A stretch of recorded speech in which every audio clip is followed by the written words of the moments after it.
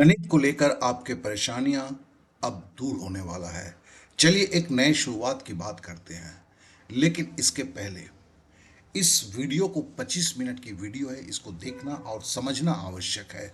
ये एक गारंटी अवश्य है कि 60 से 90 दिन में काया पलट हो जाएगा और तीसरे दिन से आप खुद एहसास करने लगेंगे ये परिवर्तन किस तरह से हो रहा है। चाहे आपको बेसिक का प्रॉब्लम हो या सवाल देखकर समझ में नहीं आता हो कि करना क्या है, सारे प्रॉब्लम की अंत की गारंटी है। लेकिन ये नई शुरुआत के लिए पहले इस वीडियो को शुरू से अंत तक देखना अति आवश्यक है। आइए गणित में एक नई शुरुआत का चर्चा करते हैं।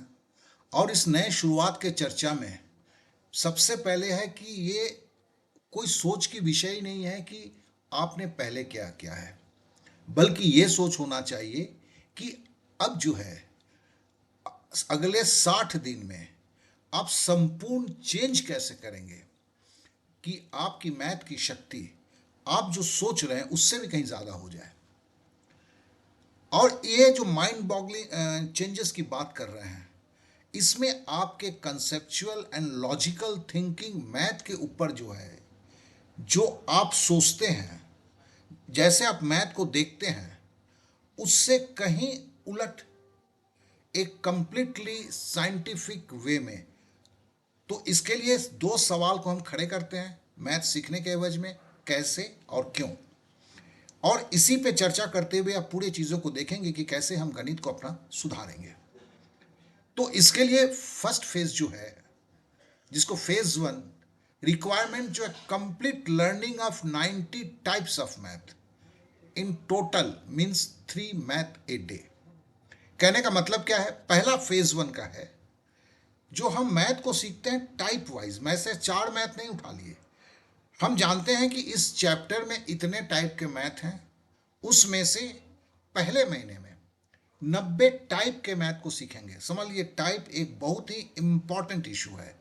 हर दिन कितना सीखेंगे? 3 टाइप्स ऑफ मैथ, 3 तरह के मैथ। अब complete learning of math means, मतलब मैंने जो बोला कि संपूर्ण तैयारी मैथ की, मतलब एक टाइप के मैथ को, मतलब पूरा टाइप सीख लेते हैं तो मैथ सीख लिया। जब एक टाइप की बात करते हैं तो हर जगह कंप्लीट लर्निंग होगा। अब इस कंप्लीट लर्निंग का मतलब पहला है सवाल देख के ही ये संपूर्ण अच्छे तरीके से समझ में आ जाना, क्या दिया गया है, क्या पूछा गया है, इसके ऊपर कंप्लीट अंडरस्टैंडिंग, ये बहुत इंपॉर्टेंट है। दूसरा है complete basics associated with that math. हमें बेसिक नहीं आता, हम परेशान हैं, ये सोच यहाँ नहीं होना चाहिए। तो इससे आपको बाहर निकलना होगा। जो भी है अभी ये आज 3 मैथ कर रहा हूँ, इस 3 मैथ में तो वहाँ पे बस दिया ही रहता है, उसके बेसिक्स जो है बेसिक का भी किया गया है। तो अलग से बेसिक नहीं, जहाँ जितनी ज़रूरत है उतने बेसिक को करते हुए मैथ को सीखना, बेसिक के लिए अलग से कुछ नहीं करना। तीसरी बात है to achieve a never forgetting status till exam.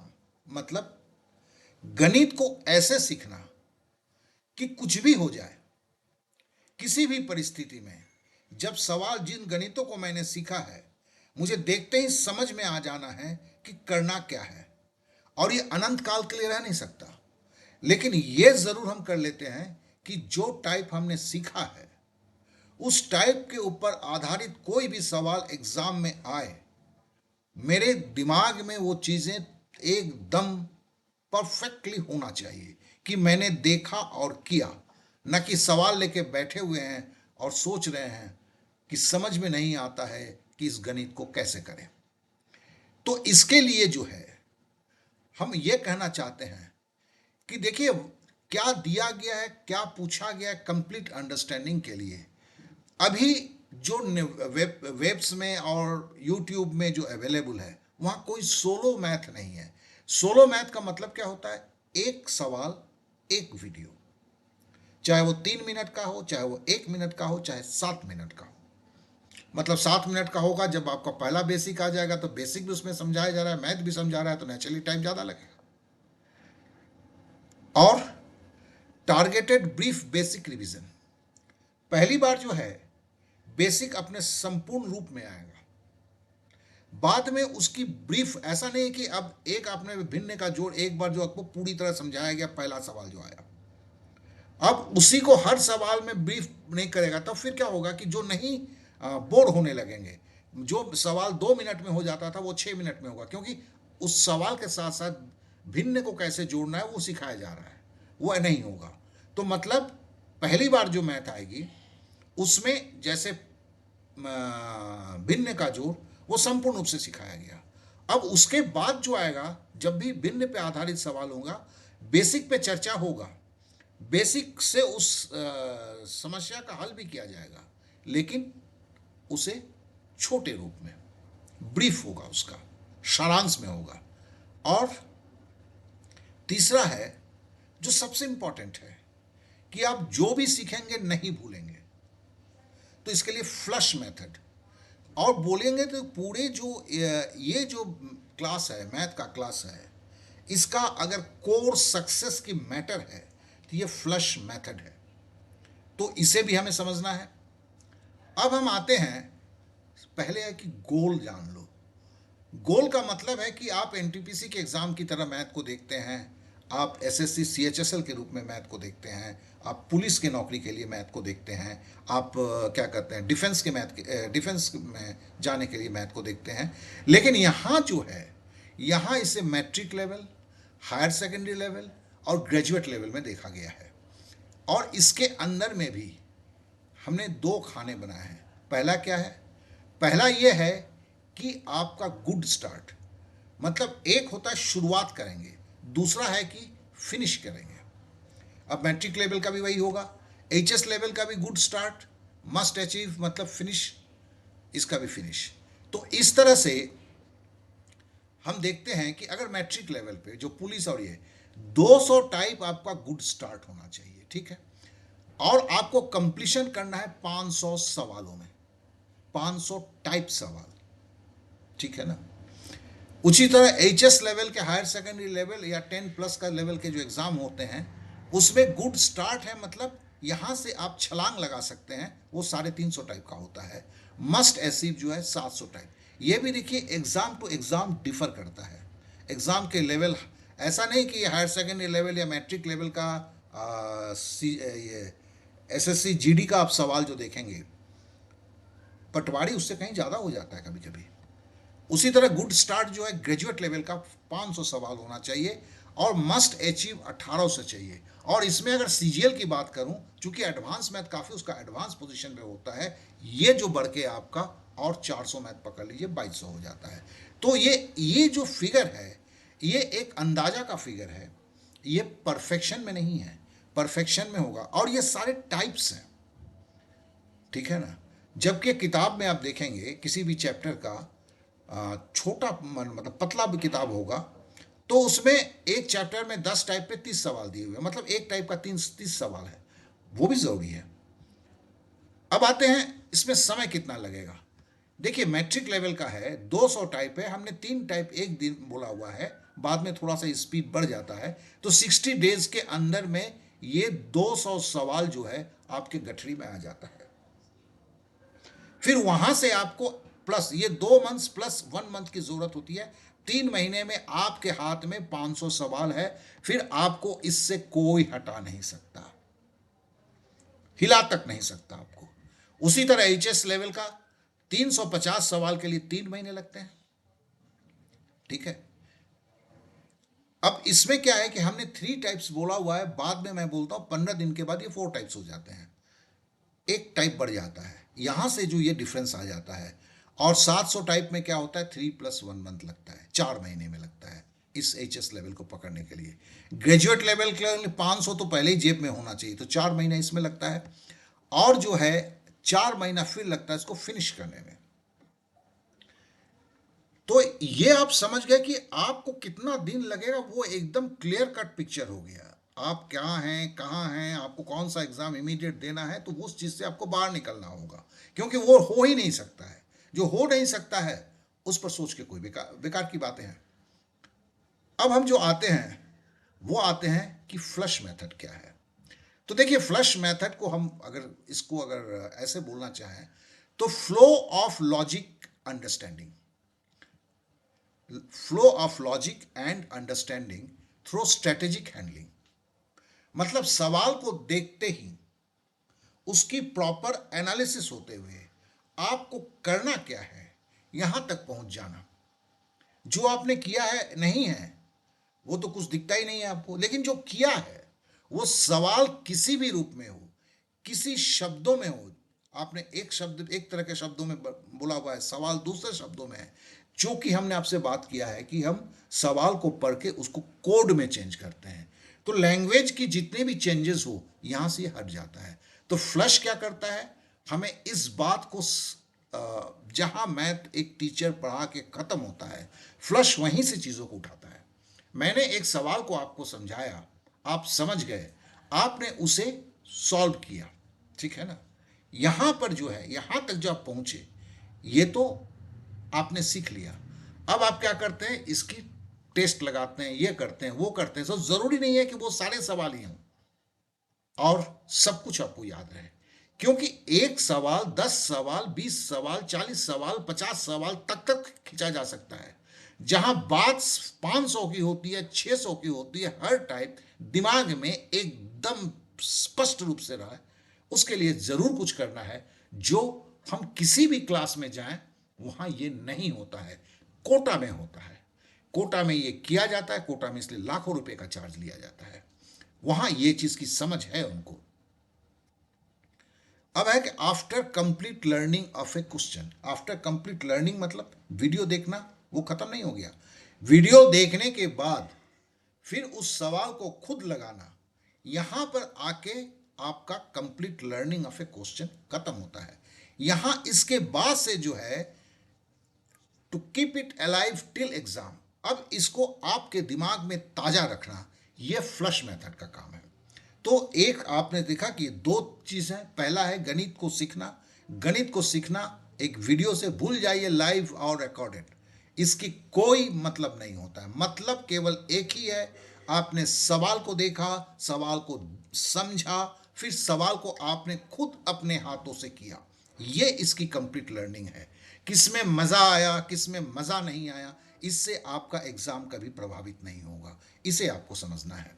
अब इसके बाद से come after complete learning of a question, जब आपने सवाल को देखा, सवाल को किया, उसके बाद से बातें शुरू होती है फ्लश में। फ्लश में क्या होता है, पहला होता है tagging what is given in code, step 1, मतलब सवाल को जो कोड में चेंज करते हैं, ठीक है ना। क्यों, क्योंकि यही हमारी अंडरस्टैंडिंग है, मुझे दिया क्या गया है, मुझे पूछा क्या गया है, तो उस टाइप के सवाल का अलग का एक कोड होगा, ठीक है ना। वो कोड आपको बनता हुआ दिखेगा जो आगे चलेंगे, तो वो स्टेप 1 होता है। दूसरा फ्लश का स्टेप 2 क्या है, विजुअलाइजेशन ऑफ लॉजिकल सीक्वेंस। अब किसी भी सवाल में एक स्टेप हो सकता है, दो स्टेप हो सकता है।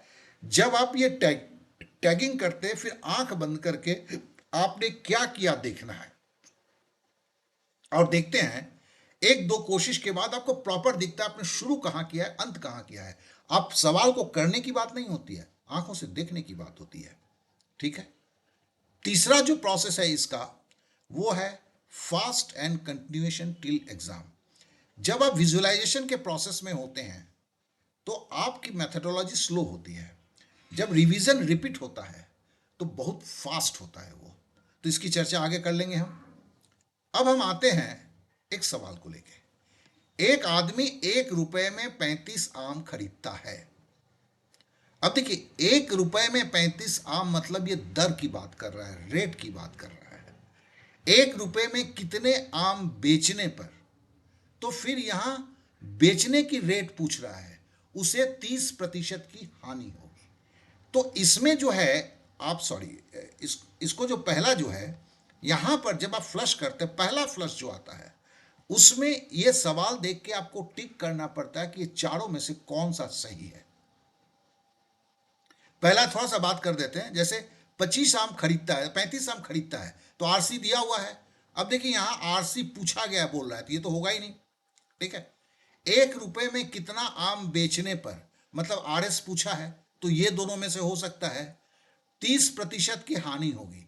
अब देखो यहां प्रतिशत जो है, पी मतलब प्रॉफिट है, ये जब एल मतलब लॉस है, तो 30% की हानि होगी, तो मतलब दूसरा इसका जवाब है।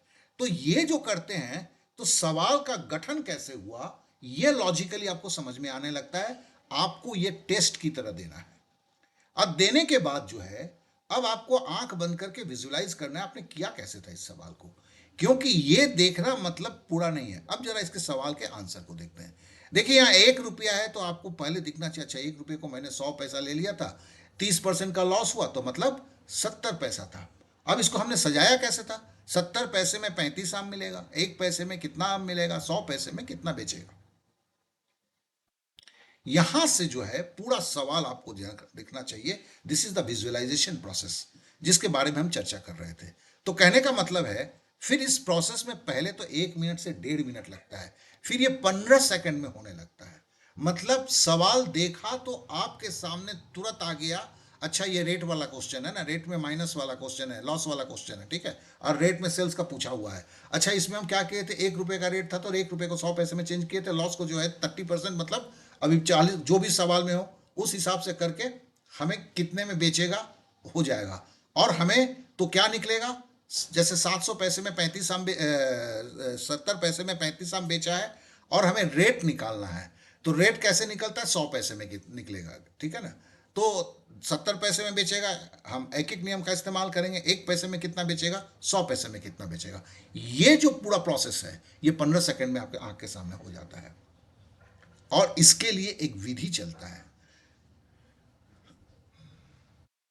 उसमें क्या है, जब याद रहेगा कि क्या दिया गया है, क्या पूछा गया है, और कहां से शुरू होगा, कहां जाके अंत होगा, तभी आप उस सवाल को कर पाएंगे।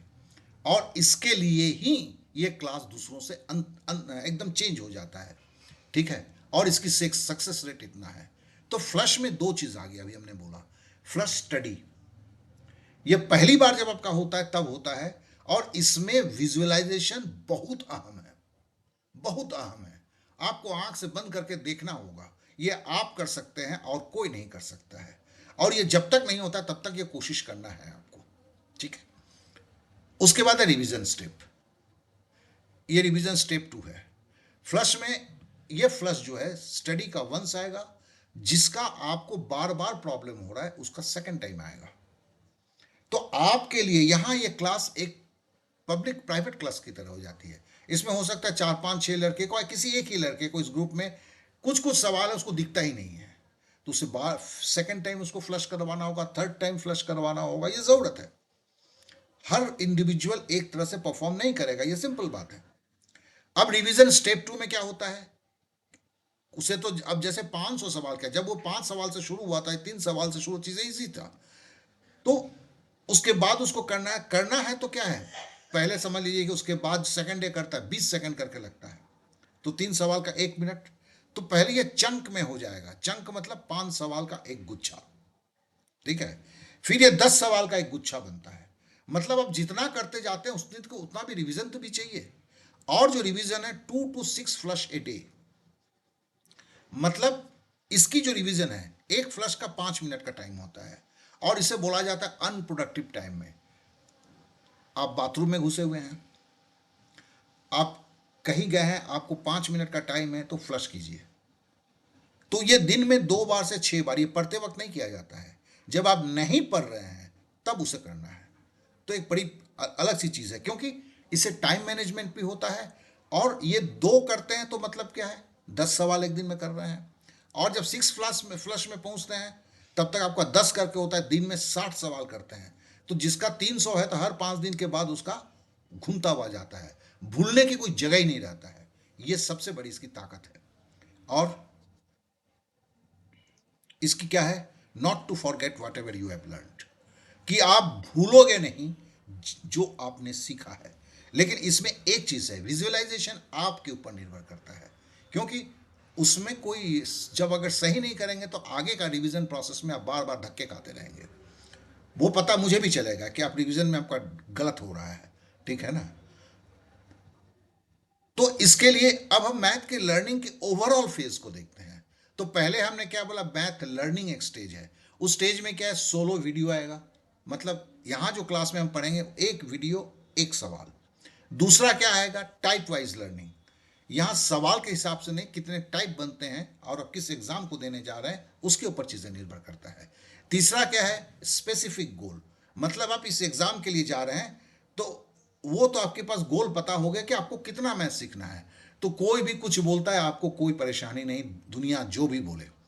बेसिक इन्फ्यूज लर्निंग, बेसिक के लिए चिंता नहीं करना है, बेसिक इसके साथ जो बेसिक है वो साथ में साथ सीखते जाएंगे, तो इसके लिए कोई प्रॉब्लम नहीं होता है। दूसरा है क्वेश्चन टैगिंग भाया कोड। जैसे हम आपको दिखाया कि आप जब लर्निंग प्रोसेस में हैं तो उसी में आपको क्वेश्चन को फ्लश का जो स्टडी आता है उसके पहले ही वीडियो में टैगिंग क्या करना, पहला एक दिन दो दिन उतना परफेक्टली नहीं किया जाता है कि आप कंफ्यूज ना हो जाए, तीसरे दिन से ये रेगुलर मेथड में आ जाता है। तो क्वेश्चन टैगिंग वाया कोड है। उसके बाद है vigilance of sequence of logical flow. Flush का तो वही काम है। अब आंख बंद करके विजुअलाइजेशन मतलब आंख बंद करके पूरे घटनाक्रम को आप देखते हैं, और इसके पहले ये विजुअलाइजेशन के पहले जो है क्वेश्चन टैगिंग के बाद जो होता है वो होता है खुद एक बार सवाल को बनाते हैं। मतलब सवाल को बनाते हैं और जब विजुअलाइजेशन में देखते हैं आप सीक्वेंस ऑफ लॉजिक्स नहीं कर पा रहे हैं तो सवाल को तब तक बनाते हुए रहना है कि जब तक आपको विजुअलाइजेशन का लॉजिकल सीक्वेंस जो है वो परफेक्टली बन नहीं जाता है। तो यहाँ पे 1 घंटा दिया हुआ है गणित को सीखने के लिए, 3 सवाल को देने के लिए। आप भी समझ सकते हैं क्यों ऐसा है। 3 मिनट करके 10 मिनट में तो खत्म हो गया। आप खुद भी करेंगे तो 1 से 2 मिनट। लेकिन विजुअलाइजेशन नहीं होता है, मतलब आंख बंद करके आप देख नहीं पा रहे हैं पूरा चीज को, तो मतलब है कि आपने सवाल का तो हल कर लिया है लेकिन दिमाग में वो प्रॉपर रूप से चढ़ा नहीं है।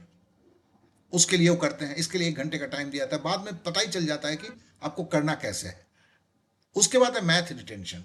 तो मतलब गणित सीखने की 2 पार्ट है। पहला है मैथ लर्निंग, जिसमें बेसिक बेसिक लेके आपने सीख के विजुअलाइजेशन प्रोसेस तक आ गए। फिर मैथ रिटेंशन में आ जाता है फ्लश स्टडी। पहला आएगा फ्लश स्टडी, जहां पे ये परफेक्शन होता है इसका, क्योंकि यही कैरी फॉरवर्ड होकर लेके जाएगा। फिर आएगा फ्लश रिवीजन, जिसके बारे में हमने बात किया है, और flush revision at non productive time. मतलब जब आप पढ़ रहे हैं ऐसे में फ्लश नहीं होगा, फ्लश 2 से 6 बार तक होगा, दिन में करना है, और जो आपका 2 मिनट से 5 मिनट इसका समय है। तो दिमाग में यह रखना है कि जब आप पढ़ नहीं रहे हैं, जब आपके पास 2 मिनट से 5 मिनट का इंटरवल है, तभी आपको फ्लश में जाना है। तो ये ओवरऑल जो स्थिति को आपको हमने बताया। उसके बाद है, अब एक सवाल आता है, लोग मॉक टेस्ट देंगे, आप लोग क्या नहीं देंगे? जी हाँ देंगे, क्योंकि अभी तक हमने जो बोला है वो पैसिव रिकॉल सिस्टम है। एक्टिव रिकॉल में क्या होगा, सवाल अलग हो जाने चाहिए, ठीक है ना, और आपको खुद से बनाने हैं। तो मतलब आपने जो दिमाग में रखा है और उससे दिमाग से आउटपुट निकालने में वो भी सही तरीके से हो, इसके लिए मॉक टेस्ट की व्यवस्था। तो आशा करता हूं कि सारा चीज जो है आपके सामने एकदम सही रूप से हो गया है और आप इसको समझ चुके हैं। किसी को इस पर कोई भी सवाल होता है वो मुझसे पूछ सकते हैं। अब सवाल खड़ा होता है कि ये क्लास कहाँ मिलेगा। देखिए, ये तो कोई यूट्यूब में क्लास नहीं है, आप भी समझ रहे हैं, ये गूगल क्लासरूम में होता है और मेरे पर्सनल देखरेख में होता है। इसके लिए नंबर है, व्हाट्सअप करेंगे, फ़ोन नहीं करेंगे, ये विनती है। अपना नाम दीजिए, शहर का नाम दीजिए और इसे मुझे व्हाट्सएप पे सूचित करें। फिर मैं आपसे खुद बात करूंगा, आपके प्रॉब्लम को समझूंगा और प्रॉब्लम के अनुसार आपको उचित क्लास के अंदर डाल दूंगा। फिर आप तैयारी करेंगे और मेरे देख रेख में हर दिन आपसे मेरा वार्तालाप होगा कि आपके डेवलपमेंट को मैं गेज करूंगा और एक मतलब एश्योरेंस गारंटी देता हूं, अगर आप कंटिन्यू करेंगे तो आपका सारे प्रॉब्लम समाप्त हो जाएंगे, जिसका एहसास आपको तीसरे दिन से होने लगेगा।